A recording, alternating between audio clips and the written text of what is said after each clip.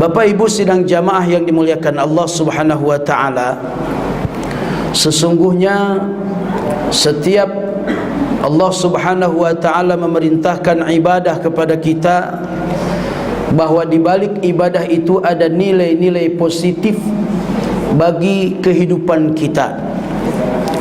Jadi bukan hanya ibadah yang diperintahkan oleh Allah itu semata-mata untuk kehidupan akhirat semata, akan tetapi nilai-nilai ibadah yang ada kandungan dalam ibadah yang diperintahkan oleh Allah itu juga ada nilai-nilai kehidupan di dalam kehidupan dunia ini. Begitu juga dengan perintah ibadah saum yang Allah Subhanahu wa taala perintahkan di bulan Ramadan ini. Ada beberapa pelajaran penting yang dapat kita petik daripada kewajiban ibadah saum Ramadan. Pada kesempatan siang ini mungkin kita sampaikan 3 saja karena waktu. Mudah-mudahan 10 menit atau 15 menit selesailah insyaallah. Apa pelajaran yang dapat kita petik dari ibadah saum Ramadan, Bapak Ibu yang dirahmati Allah? Yang pertama, saum Ramadan mengajarkan kepada kita agar kita menjadi orang-orang yang disiplin dengan waktu. Karena memang saum ini ada waktunya. Kapan kita mulai saum? Min tulu'il fajri, sejak terbit fajar, ila ghurubi syams, hingga terbenam matahari. Inilah batasan waktu. Lalu Rasulullah sallallahu alaihi wasallam memberikan catatan-catatan kepada kita tentang waktu dalam ibadah saum Ramadan ini. Yang pertama, Rasulullah menganjurkan kepada kita untuk pelaksanaan ibadah saum Ramadan ini agar kita makan sahur.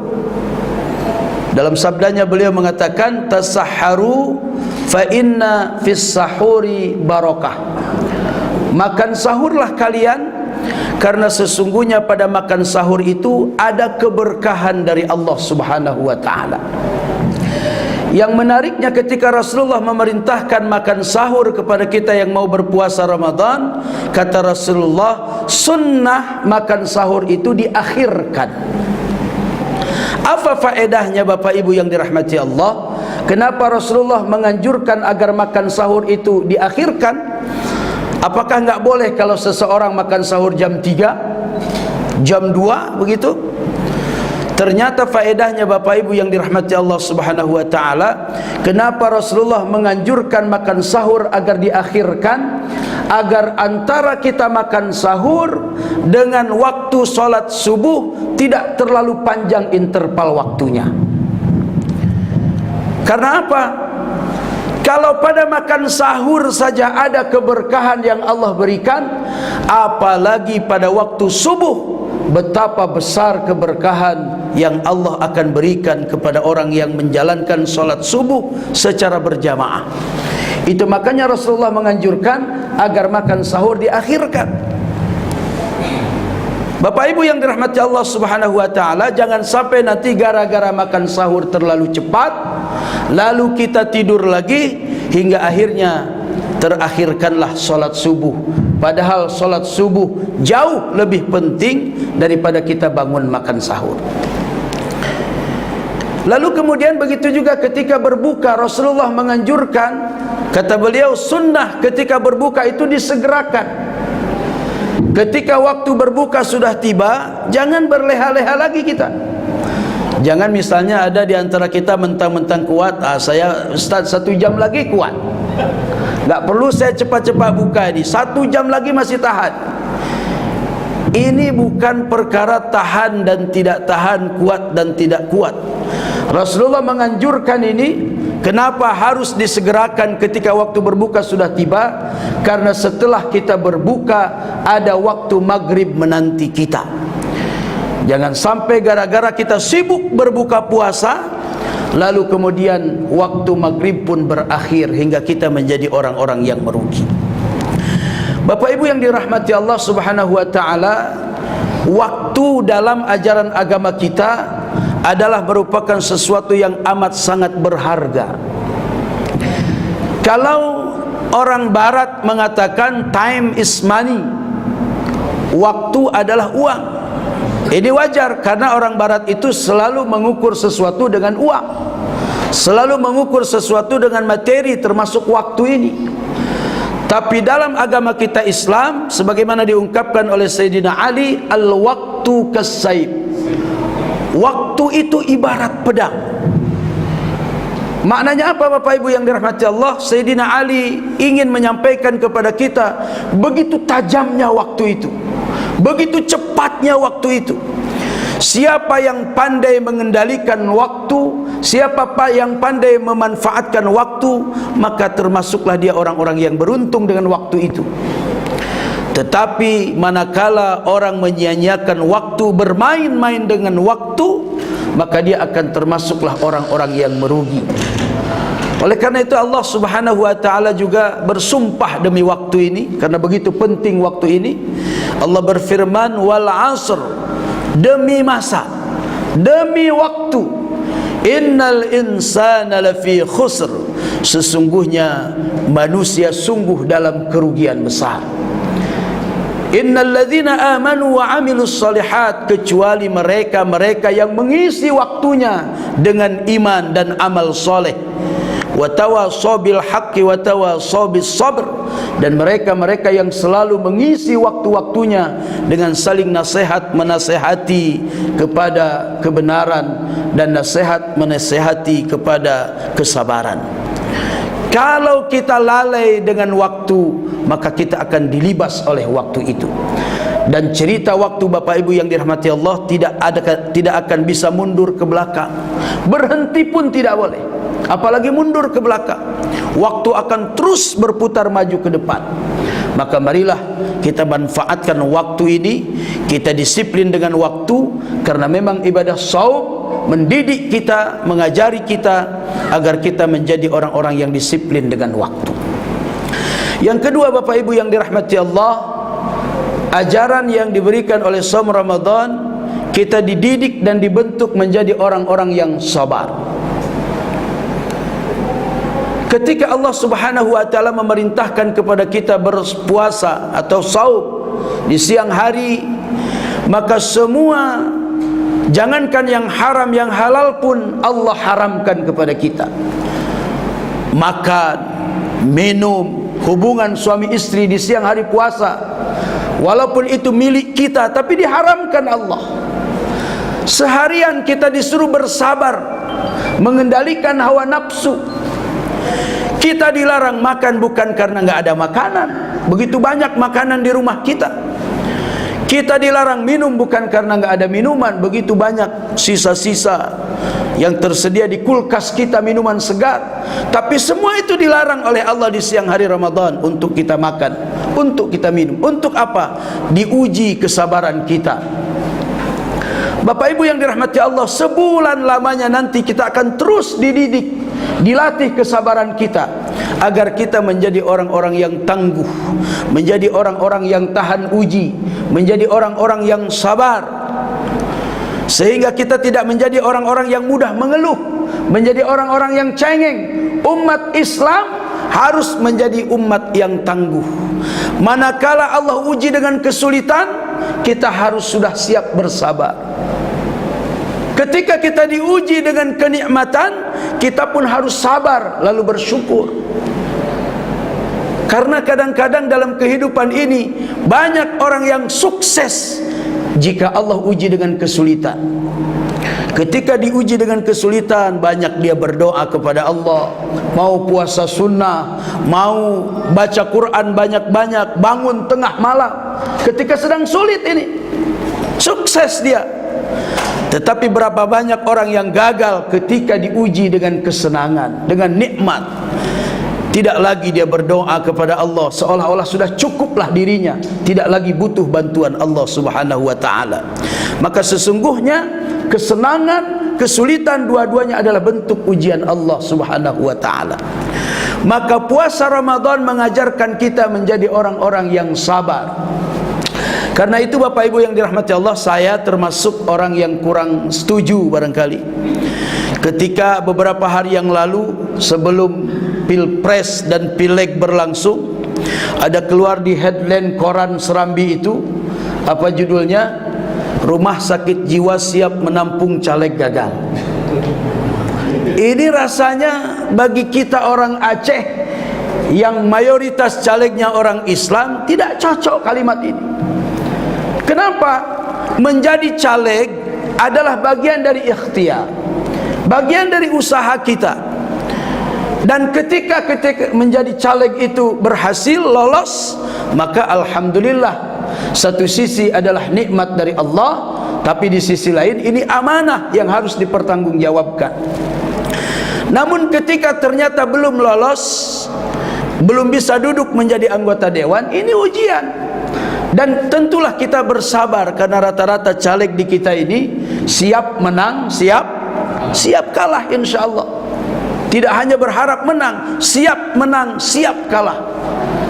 Maka insya Allah lah sampai hari ini hampir pengumuman resmi dari KPU, insya Allah lah tidak terdengar oleh kita caleg-caleg di daerah kita yang stres gara-gara gagal jadi caleg, apalagi sampai masuk rumah sakit jiwa gara-gara gila.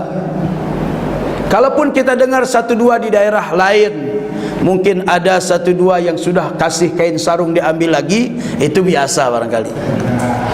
Asal jangan diambil kain sarung ketika sedang dipakai sholat. Allahu Akbar, dicoknya kain sarung saya ini misalnya. Mudah-mudahan tidak terjadi seperti itu. Bapak Ibu yang dirahmati Allah Subhanahu wa taala, saum Ramadan mengajarkan kepada kita agar kita menjadi orang-orang yang terlatih dengan penuh kesabaran. Maka kalau seharian kita sanggup bersabar, masa iya dengar tausiah 15 menit kita nggak sanggup sabar? Sekarang di mana-mana ada tausiah, di masjid ada tausiah, di kantor ada tausiah. 15 menit. Ada beberapa macam kuliah itu kan. Ada kultum, kuliah 7 menit. Ada kulibas macam kita hari ini, kuliah 15 menit. Ada satu lagi kutipu, kuliah 30 menit. Penceramah macam kami ini tergantung permintaan, berapa menit diminta. Ada memang masjid-masjid ditulis tidak boleh lebih 15 menit. Ada masjid yang nggak pakai, itu bingung itu berapa harus disampaikan. Tapi biasanya kami ngerti, kalau sudah banyak yang batuk sudah bisa diberhentikan. Bapak Ibu yang dirahmati Allah Subhanahu wa taala, maka insya Allah lah kita menjadi orang-orang yang sabar. Kalau seharian kita sanggup bersabar, masa iya 2 menit kita nggak sanggup sabar, 1 menit kita nggak sanggup sabar. Di mana itu? Lampu merah, traffic light. Diatur sedemikian rupa lampu merah itu, traffic light, lalu lintas itu untuk kemaslahatan kita. Dan ini ajaran agama kita. Aturan dunia yang membawa kemaslahatan mesti kita taati. Karena kalau tidak sabar kita menanti itu, kita mau menyelonong saja padahal lampu sedang merah, maka terjadilah nanti madarat, terjadilah kecelakaan dan lain sebagainya. Oleh karena itu marilah Bapak Ibu yang dirahmati Allah, sifat sabar yang sudah diajarkan oleh saum Ramadan kita aplikasikan dalam kehidupan kita sehari-hari. Yang terakhir Bapak Ibu yang dirahmati Allah, saum Ramadan mengajarkan kepada kita agar kita menjadi orang-orang yang jujur di dalam kehidupan ini. Saum ini disebut dengan ibadah sirriyah, ibadah rahasia. Yang tahu kita puasa atau enggak cuma kita dan Allah saja. Orang lain tidak tahu. Apakah menilai seseorang puasa itu, misalnya ada orang bentar-bentar meludah, begitu nampak lemas, bentar-bentar meludah, lalu kita bilang wah puasa betulan anak ini, padahal jangan-jangan baru siap minum, itu pura-pura saja. Maka ibadah saum ini melatih kita bagaimana kita menahan kejujuran, melatih kejujuran. Ada satu cerita menarik dari seorang ibu-ibu melapor kepada kami. di mana anaknya yang masih kecil baru belajar saum, baru belajar puasa, ditinggal seorang diri di rumah. Ayahnya berangkat ke kantor bekerja, ibunya belanja ke pasar, dia sendiri di rumah. Siang hari seperti hari ini, 1:30, terik bukan main. Anak ini kehausan luar biasa. Lalu anak ini pun berjalan ke dapur, dibukanya kulkas. Dibuka kulkas, dia lihat banyak minuman, ada hijau, merah, kuning, macam warna balon lah minuman di rumah kita, banyak sekali. Tertarik anak ini, lalu kemudian hampir mengambil minuman itu, salah satu minuman itu. Tapi ketika dia hendak mengambil minuman itu, teringat oleh anak ini, ayahku memang tidak melihatku hari ini, ibuku tidak melihatku, tapi Allah melihatku. Kapan ini Bapak Ibu yang dirahmati Allah ketahuan? Ketika mamaknya pulang dari pasar, anak ini cerita. Sehingga gara-gara ingat kepada Allah ini, ditutup lagi kulkasnya, nggak jadi dia ambil minuman itu. Ketika mamaknya pulang, dia cerita, "Mama, adik hampir batal tadi." Kata mamaknya, "Kenapa nak?" "Tadi adik haus sekali." Lalu adik buka kulkas, ada minuman di kulkas itu. Lalu kata mamanya, "Adik ada minum." "Nggak jadi mak." "Kenapa nggak jadi?" Adik teringat, mama memang nggak lihat adik, ayah nggak lihat adik, tapi Allah melihat adik. Kalau adik minum, berarti batal puasa adik. Bapak Ibu yang dirahmati Allah, kisah ini dikisahkan lagi kepada kami sambil berlinang air mata ibunya ini terharu. Maka kalau seorang anak kecil saja terdidik seperti itu kejujurannya oleh saum Ramadan, maka bagaimana dengan kita yang sudah dewasa ini? Maka tentulah harapan kita juga akan terlatih menjadi orang-orang yang jujur di dalam kehidupan ini.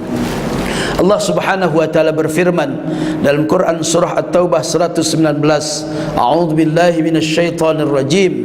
Ya ayyuhalladzina amanu taqullaha wa kunu ma'as shadiqin.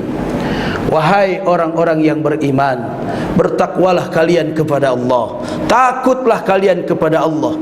Wa kunu ma'as shadiqin, dan jadilah kalian bersama orang-orang yang siddiq, bersama orang-orang yang sabar. Allah menyuruh kita untuk menjadi orang yang jujur dan mencari teman yang jujur. Setelah kita berusaha jujur, carilah juga teman yang jujur.